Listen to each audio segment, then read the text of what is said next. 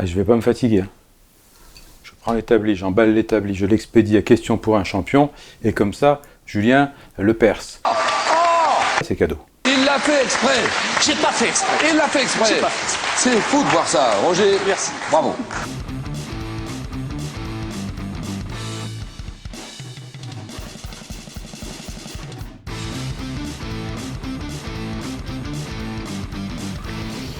Et salut les boiseuses, et puis salut les boiseux.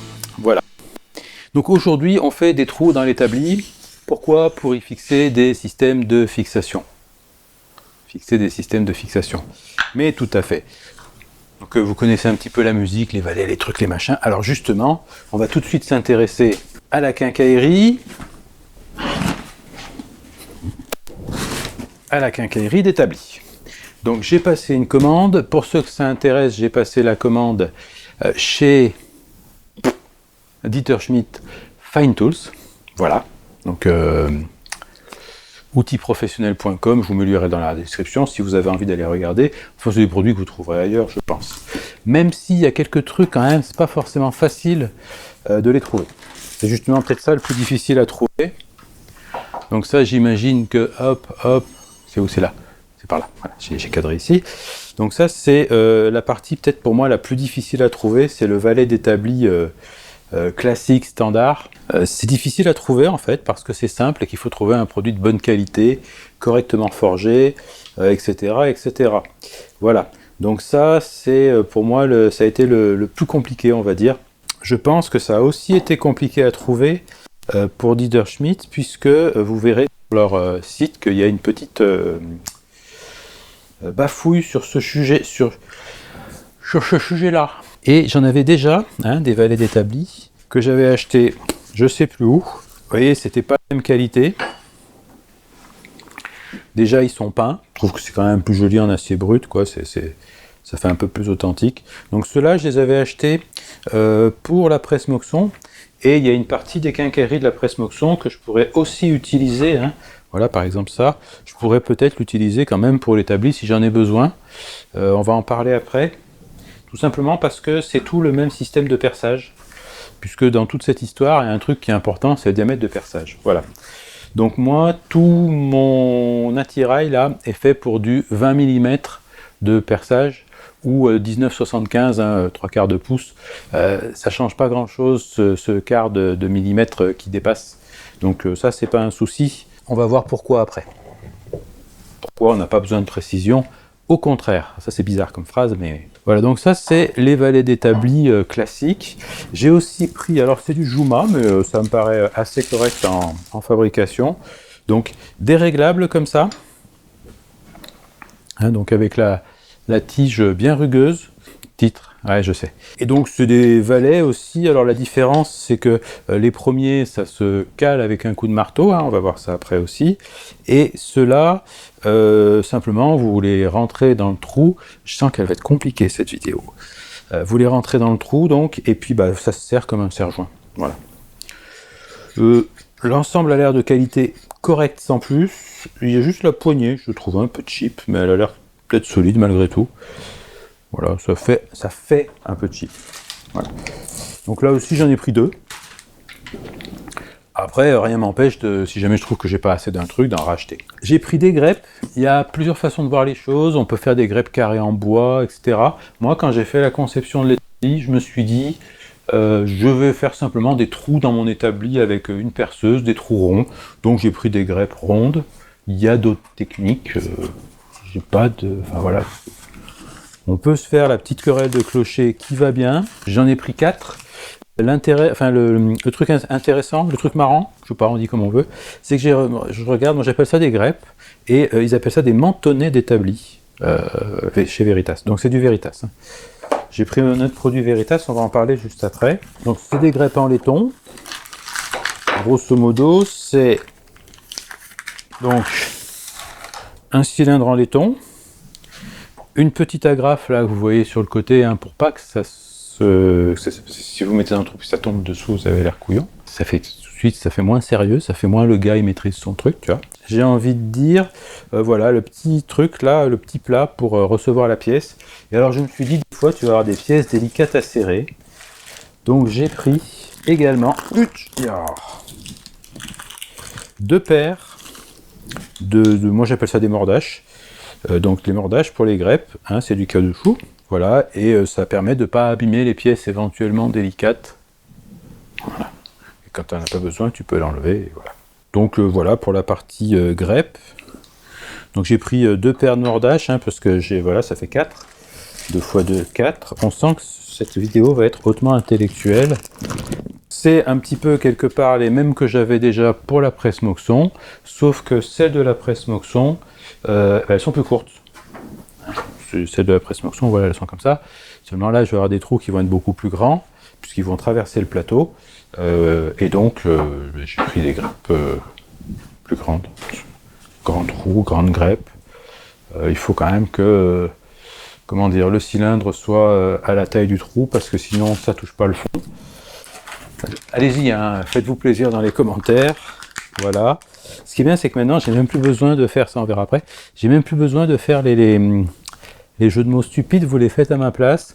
C'est dire si vous êtes non, mais si vous avez pensé des trucs. C'est bon, il n'y a plus rien. C'est le carton pour pirouette, va s'éclater avec ça. Donc voilà. Alors, j'aurais pu prendre 4 valets de ci, 4... Je me suis dit, écoute, tu fais tes trous, tu vois ce que ça donne. Si tu as besoin de plus, bah tiens, rachèteras un jour, peut-être. Voilà. J'ai pas vu de raison. Donc, je vais tracer les trous. Voilà, donc ça c'est le forêt que je vais utiliser, qui devrait permettre de traverser l'établi, hein, parce que si ça ne traverse pas, je suis embêté. Je vous rappelle comment établi, les demi-plateaux font 11 cm d'épaisseur, 111 mm, je crois, pas 110, 111. J'avais laissé un petit millimètre, alors ça fait peut-être par endroit, un demi de plus, de moins. Voilà. Donc maintenant, ce que je vais faire, c'est que je vais tracer... Je donnerai le carton à pirouette, ça c'est sûr. Je vais tracer les emplacements des trous. Comment est-ce que je vais calculer mes emplacements de trous? Il faut toujours avoir un truc en tête au niveau contrainte. Donc ma presse latérale ici, elle a une course. Hein, et donc cette course, elle est déterminée par les caractéristiques physiques de l'établi. Il faut que la distance entre les trous soit forcément inférieure à la course de la presse latérale pour pouvoir fixer toutes sortes de pièces. Voilà. Donc on va avoir une rangée de trous ici, séparée par la dite course. Ensuite ici, je vais avoir mes deux butées poussoirs. Hein, donc il va bien falloir que je perce correctement, à la bonne profondeur et tout, etc. Donc je vais regarder comment on fait. Ça veut dire qu'en face, je vais avoir besoin aussi de 2 rangées de trous. Et là, pareil, c'est la course de ma presse là, qui va déterminer l'espacement entre les trous. Donc c'est une presse qui a une course assez importante, donc j'aurais besoin, à mon avis, de faire, pour que ce soit à peu près pratique, 4 trous là, pas plus. Donc 2 rangées comme ça, une rangée comme ça dans un premier temps. Il ne faut pas oublier que j'ai aussi les valets, et que si je veux qu'ils soient efficaces, il faut que j'ai, je pense, minimum 2 rangées de trous dans chaque plateau, pour pouvoir fixer un peu partout des pièces. Alors 2 rangées, une rangée, ça se discute. De toute façon, là, j'ai une rangée là, j'ai pas le choix. Ça permet quand même de fixer pas mal de pièces, hein, puisque si vous vous mettez là, vous voyez que j'arrive quasiment au bord. Donc voilà, donc je vais réfléchir tout ça, bien entendu ce sera discutable, il y a plein de façons de dire voilà, je mets des trous là, j'en mets pas là, etc. pour plein de raisons. Je vais essayer d'en faire pas trop parce que, à mon sens, il est toujours possible d'en refaire après, alors que c'est un peu plus compliqué et bien moins propre de boucher des trous. Et enfin, dernière contrainte, il faut quand même que je fasse attention où est-ce que je ressors. Par exemple, ici, je ne peux pas trop ressortir puisque j'ai le pied en dessous. Donc si je traverse le pied, ça m'embête un petit peu. En plus de ça, il y a des endroits, il y a des parties métalliques. Vous ne les voyez pas forcément sur la vidéo. mais il y a les quincailleries d'assemblage, voilà. Donc pareil, je ne veux pas ressortir dans les pieds, ça m'embête un peu. Et en ce qui me concerne, sur les trous, je ferai un petit chanfrein à la défonceuse pour que ce soit bien joli, bien propre. Sachant qu'une fois que j'ai fait tout ça, je démonte l'établi et on fait la finition. Et ce sera fini, on ne parlera plus de la fabrication de l'établi. Vous avez qu'à regarder les vidéos. Je finis aussi les plans et je les mets sur l'air du bois. Pour ceux que ça intéresse, je finis vraiment les plans détaillés de cet établi-là, puisque je n'avais pas encore intégré dedans les quincailleries. Voilà. Voilà, donc j'ai déterminé mes emplacements de perçage. Après, quand même, quelques cogitations. Donc, en partant d'ici, enfin, du trou que je suis en train de faire là, je fais tous les 25, parce que là, j'ai un débattement de 30, donc j'ai pris un peu moins. Ça fonctionne presque parfaitement, sauf au moment où j'arrive ici, parce que j'ai quelques exceptions en fait qui sont venues se greffer.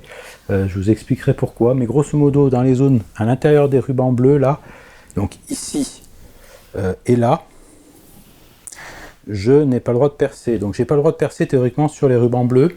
Là j'ai calculé que je suis pile bord, donc je débouche de l'autre côté, juste ce qu'il faut. Donc voilà, ça j'ai le droit de le faire. Ces deux rangées en fait qui font un peu exception à la règle. Alors celle-ci elle est sur les 25 de mémoire. Par contre celle-ci n'est pas dessus. Et en fait celle-ci va me servir par rapport aux fameuses butées escamotables que je veux mettre ici. Voilà. Alors tout ça, ça paraît un peu beaucoup de trous, etc. Je ne pense pas que ça nuise gravement à la résistance structurelle de l'établi vu les sections. Et surtout, il ne faut pas oublier qu'un établi, c'est avant tout fait pour fixer des trucs dessus. Donc il faut que ce soit pratique, d'où la multitude de trous. Donc j'utilise mon bon vieux système là, que je dévie un petit peu de son utilisation habituelle. Donc là, le forêt spirale, alors il faut faire très attention parce que ça descend très très vite. Hein. Vous avez la petite vrille au bout qui vous tire le forêt, c'est assez impressionnant. Donc je le retiens plus que ce que je n'appuie. Et puis j'ai mis une petite planche de contreplaqué dessous pour pas abîmer l'établi et marquer avec la fonte du support. C'est fixé avec un serre-joint parce que comme vous voyez je suis légèrement en porte-à-faux. Et puis j'ai bien mis un autre serre-joint ici pour avoir une cale martyre dessous pour que quand je débouche ça fasse pas dégueulasse parce que sinon ça arrache tout. Voilà, donc c'est parti, rien de compliqué, je vais faire tous mes trous.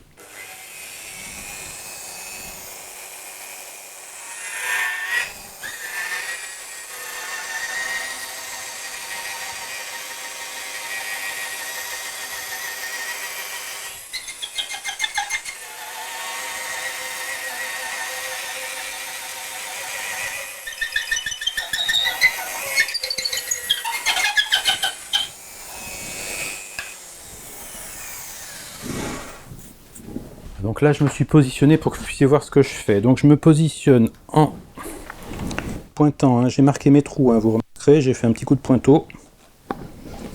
Voilà. Une fois que je suis dessus, je viens fixer donc avec cette presse. C'est une bonne presse, hein, je marque bien. Donc mon support. Donc comme je l'appuie bien au milieu. Voilà, je suis sûr qu'il ne bouge plus. Et enfin, dessous, je mets ma cale martyre. Voilà, donc je pars, hein, voilà, je perce. Tel Julien. Ouais.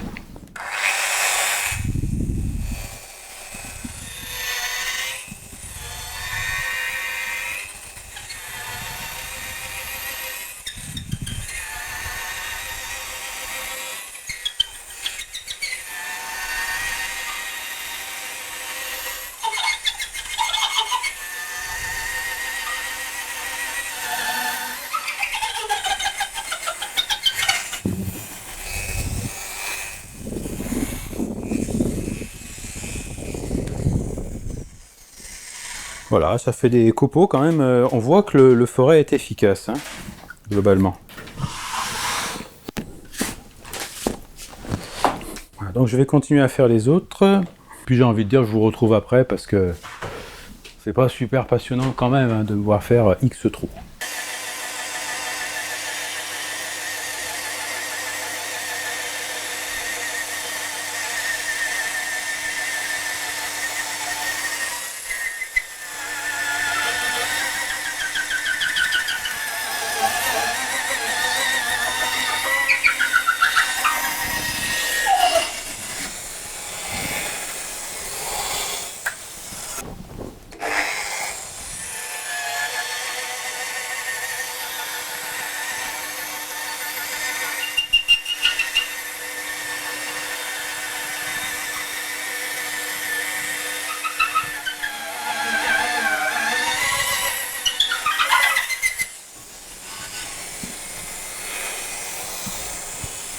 peux quand même serrer des assez grandes planches.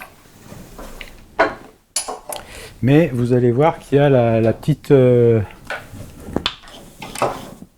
difficulté. Donc bon, bah, par exemple, si on admet que j'ai envie de raboter cette planche, n'est-ce pas?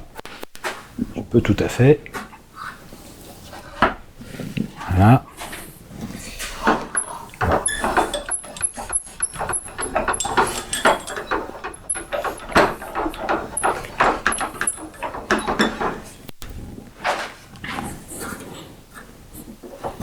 J'étais un poil loin.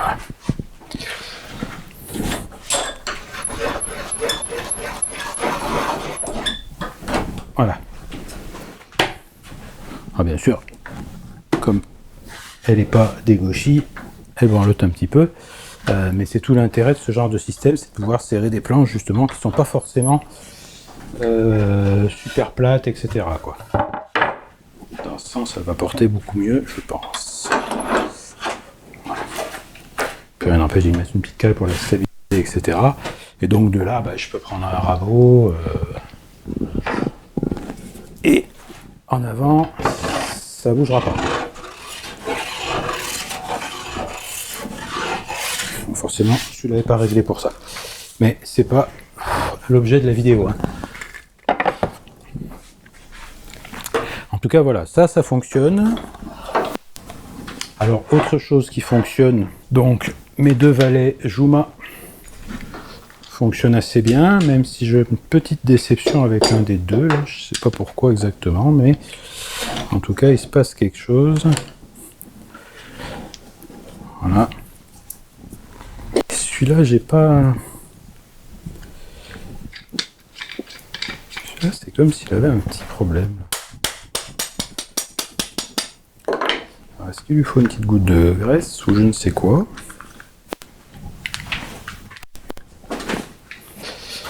Voilà, donc ça aussi, ça marche.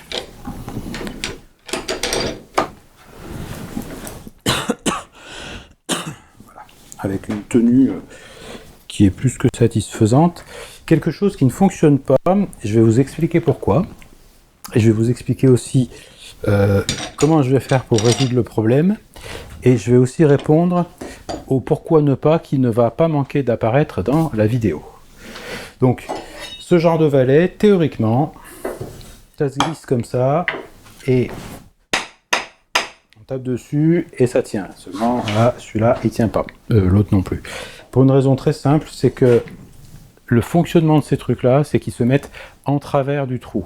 Il faut savoir que sur la presse Moxon, j'ai percé des trous exactement au même diamètre et ça fonctionne. Pourquoi? Parce que le plateau est moins épais. Et donc, le jeu que vous avez à l'intérieur du trou permet au valet de se mettre en travers. Donc théoriquement, plus le plateau est épais et plus il faut percer un trou large, un trou de grand diamètre. De grand diamètre, c'est rapporté à ça. J'ai deux solutions pour m'en sortir. Soit je reperce mes trous à une dimension plus importante. C'est une solution qui ne me convient pas, pour une raison toute simple, c'est que cette solution, en fait, elle va faire que mes mentonnets, mes greppes, là, hein, celle-ci, quand même, ça tient bien, hein, chez Veritas. Donc, mes greppes, en fait, vont être moins bien ajustées. Par contre, ce que je peux faire, c'est diminuer l'épaisseur du plateau de l'établi. Ça va sûrement vous faire sourire. En fait, je vais la diminuer virtuellement. C'est-à-dire que quand je vais avoir démonté l'établi, derrière, je vais repercer un trou de plus grand diamètre sur une certaine hauteur. Je vais faire des essais pour ça. Ça va faire pour le valet la possibilité de se mettre en travers. Ça va être un petit peu comme si j'avais diminué l'épaisseur de mon plateau d'établi. Je sais pas, je descends de 3-4 cm, on devrait être mieux. Ça devrait plus facilement pouvoir se mettre en travers. Et je vais répondre tout de suite au pourquoi ne pas. Pourquoi ne pas faire des marques ici pour que ça accroche mieux, etc. Parce qu'en fait, si je voulais vraiment faire ça, il faudrait quasiment que j'ai cette forme-là ouais, ces espèces de stries qui ont été faites d'usine. Et ça, c'est une solution qui est très aléatoire, donc elle ne me convient pas du tout. Donc moi, ce que je vais faire, c'est vraiment faire ce que je vous ai dit, c'est-à-dire que je vais aller diminuer la hauteur dessous. Voilà. Bon, ce qui me reste à faire maintenant, c'est à faire les petits trous là-dedans pour les butées escamotables Veritas, là. Donc je vais regarder un petit peu comment ça se passe en termes de profondeur. Je ne vais pas réutiliser la même mèche que celle qui est là. Je vais utiliser une mèche plate parce qu'elle me laisse le fond du trou beaucoup plus propre et donc bien plat. Et c'est important pour ces trucs-là. Et aussi parce que je peux plus facilement contrôler la vitesse de descente parce que celle-ci elle est top, hein, elle travaille toute seule, vous l'avez vu dans la vidéo. Par contre, le contrôle s'en ressent énormément. Donc comme je veux pas voilà, être embêté, en plus la presse frontale est une pièce quand même que j'aimerais bien réussir jusqu'au bout, parce que là il y a encore un petit truc ou deux à faire. Voilà. Bon, je fais tout ça et je vous retrouve, hein, parce que ça a l'air d'être pour les intellectuels ce truc. La profondeur à laquelle il faut descendre dans un trou borgne, c'est 2 pouces. Donc 2 pouces, ça fait 50,8 mm, 51 mm. J'ai pris un chouïa plus, comme ça ils sont un tout petit peu sous le niveau, pour vraiment pas qu'ils me dérangent. Voilà. Donc je tourne relativement vite, hein, avec la perceuse, pour que vraiment ça perce bien propre. Et puis j'ai mis la butée, dont je me méfie énormément parce que c'est une butée en plastique de merde, donc je fais attention à pas dépasser. Voilà. Et donc je ressors, je mesure un peu avec le réglage, je mets un petit coup de soufflette pour bien nettoyer le trou pour voir où j'en suis, et voilà.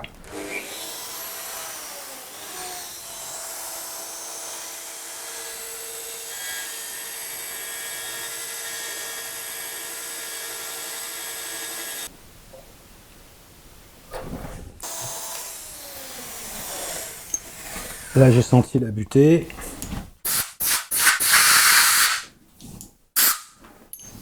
Bon, après si on perce trop profond on peut toujours mettre un bouchon, mais c'est pas le but de la manip quoi. Voilà, ce qui va me rester à faire c'est à fixer la rondelle au fond. J'espère que je vais pas avoir trop de problèmes pour faire ça parce que évidemment elle va se mettre à l'envers, évidemment. Et si je la jette à l'envers, elle se met à l'endroit. Ok. Donc on va les récupérer. C'est un peu comme la tartine de confiture, ça. Il y a eu une étude scientifique sur les tartines de confiture. Vous savez, ça tombe toujours du mauvais côté. Et alors, d'après ce qu'ils disent, elles tombent du mauvais côté parce que la hauteur est juste suffisante pour qu'elles fassent un tour et demi ou un demi-tour, je ne sais plus. Des tables en général. Si on les faisait tomber de plus haut ou de plus bas, elles tomberaient parfois du bon côté. C'est ce qu'ils ont dit. Mais bon... avec la pointe de centrage du forêt, ça va s'auto-centrer. Voilà. Alors eux, ils disent de mettre une vis numéro 4. Je ne sais pas trop ce que ça veut dire chez eux, dans leur langue, parce que ça doit être issu du monde en système impérial. Moi, j'ai vu que des vis de 3 mm, ça faisait le taf. Pourquoi ? Parce qu'il faut que ça soit noyé dans le fraisage de la rondelle, parce que si c'est pas le cas, l'aimant n'accroche pas correctement sur la vis. Et là, ils fournissent des vis, c'est d'autres vis, c'est pour les systèmes si vous avez des trous traversants. Ils fournissent des plaques comme ça et vous pouvez même en avoir de plus si vous faire plus de trous.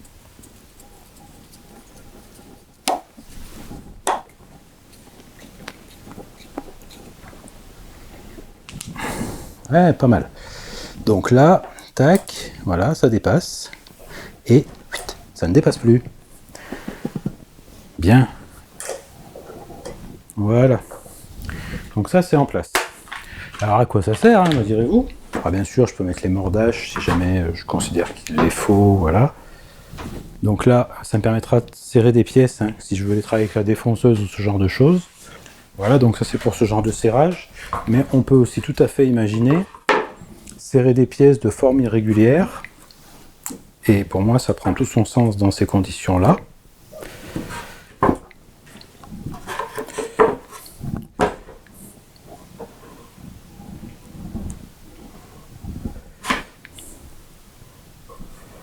Voilà. Et voilà, on peut serrer, si j'ai des ronds, je peux serrer des ronds, ce genre de choses. Donc voilà à quoi ça sert, et bien sûr, quand on ne s'en sert pas, ça gêne pas. Donc prochaine étape pour l'établi, et dernière étape, je le démonte, et je passe la finition qui sera donc de l'huile de tung. Donc je l'ai démonté, bien que selon certains il ne soit pas démontable. Parfait. Je vais aussi le transporter, même s'il paraît qu'il n'est pas transportable. Désolé de contrarier. Je fais d'abord le dessous, pour une raison toute simple. Il y a un trou là. Ah oui, c'est le trou qui sert à aller là. Ah oui, c'est normal. Quand je vais le retourner, des fois, ça peut faire des traces avec les tréteaux, tout ça. Si c'est sur le dessous, je m'en fous. Donc je commence par le dessous. Et ensuite, je fais le dessus et je laisse sécher. Donc, huile de tung, je vous rappelle que l'huile de tung est toxique. Je n'aime pas vous emmerder avec la sécurité, mais c'est toxique. Donc j'ai vu sur Facebook des petits malins qui disent « Ouais, je fais la finition des planches à découper avec ». J'ai envie de dire non. C'est pas fait pour le contact alimentaire. Donc attention à ça. Et attention aussi aux chiffons imbibés d'huile qui sont auto-inflammables. C'est pas une légende urbaine. Donc dès que j'ai terminé, je prends le chiffon, l'huile, tout ça, je fous ça dans un sac poubelle, je jette à l'extérieur. Idéalement dans une poubelle métallique.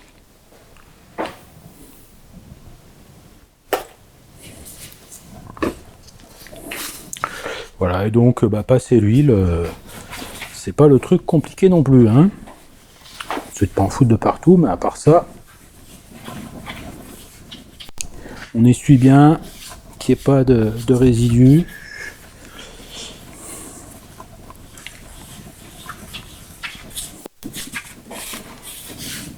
Je sais pas si j'en passerai une couche, 2 couches ou 14. Ça, j'ai envie de dire, on verra, en temps et en heure. J'espère juste que ça aura le temps de sécher d'ici à Épinal. Même si c'est pas tant pour la voiture, c'est plus pour le côté, si ça colle, c'est jamais bien agréable. Voilà.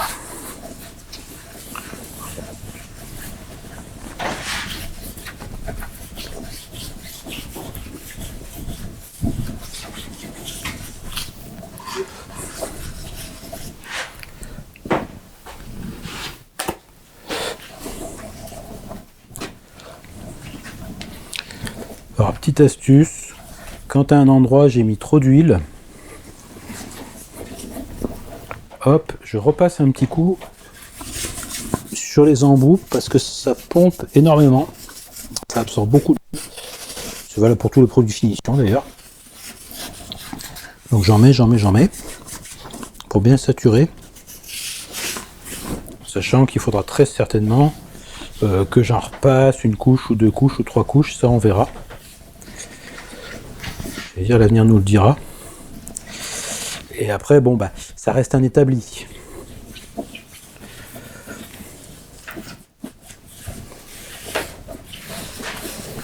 Donc je me doute bien qu'il va prendre des chocs, etc. Tout ce que je souhaite, c'est qu'il vive.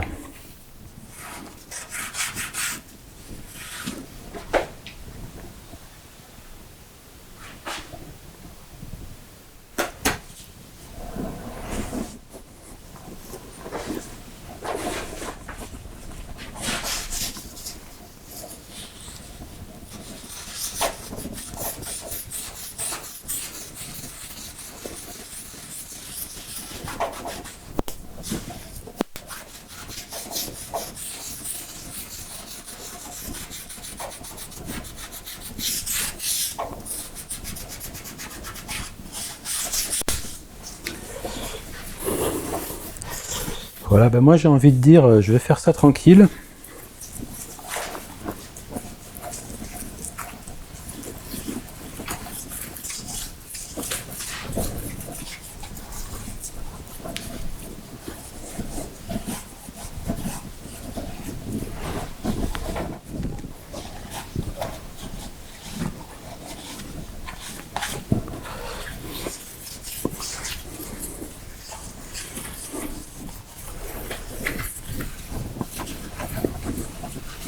Puis vous, ce que vous allez faire, enfin vous avez deviné je pense, c'est que vous allez vous barrer de mon atelier.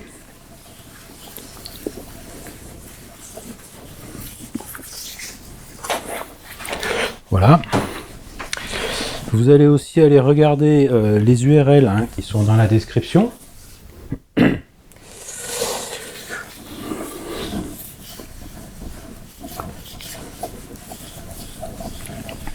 Parce que dedans, il y a toutes les infos sur Épinal, toutes les conférences. Le planning des conférences d'Épinal est publié. Donc là aussi, je vous mets l'URL dans la description.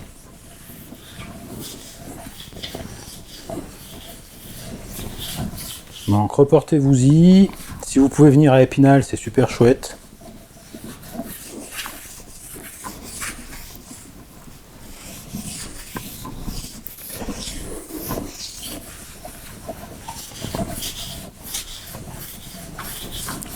Je vous rappelle qu'à Épinal, je vous offre le café.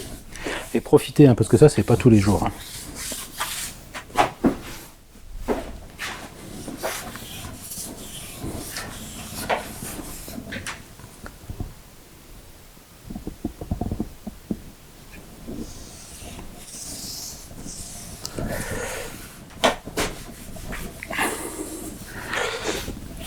Alors pour les esprits chagrins qui me demandent si je démonte les quincailleries, non, je les démonte pas. Si un jour je les démonte, je passerai un petit coup d'huile dessous. Voilà. C'est pas des grosses surfaces, ça devrait pas trop avoir d'impact sur la façon dont le bois va travailler. Mais d'ailleurs j'y pense. Comme ça évite que ça rouille.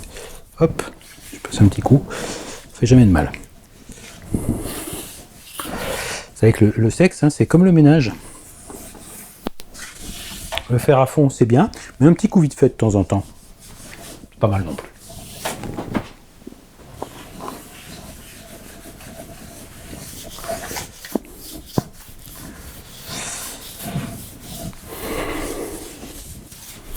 La question que je me pose, c'est jusqu'à quand ils sont capables de me regarder passer de l'huile. En plus, me regarder passer de l'huile, dit comme ça, bref. Si joli, il y a des endroits quand on passe la finition, il y a toute la, comment dire, toute la caractéristique, toute la veine du bois qui ressort. C'est assez cool, j'aime bien.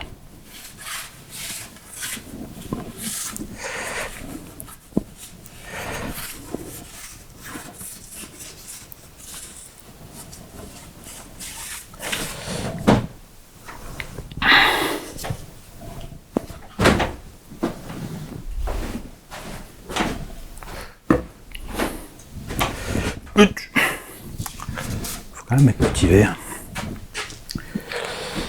Allez,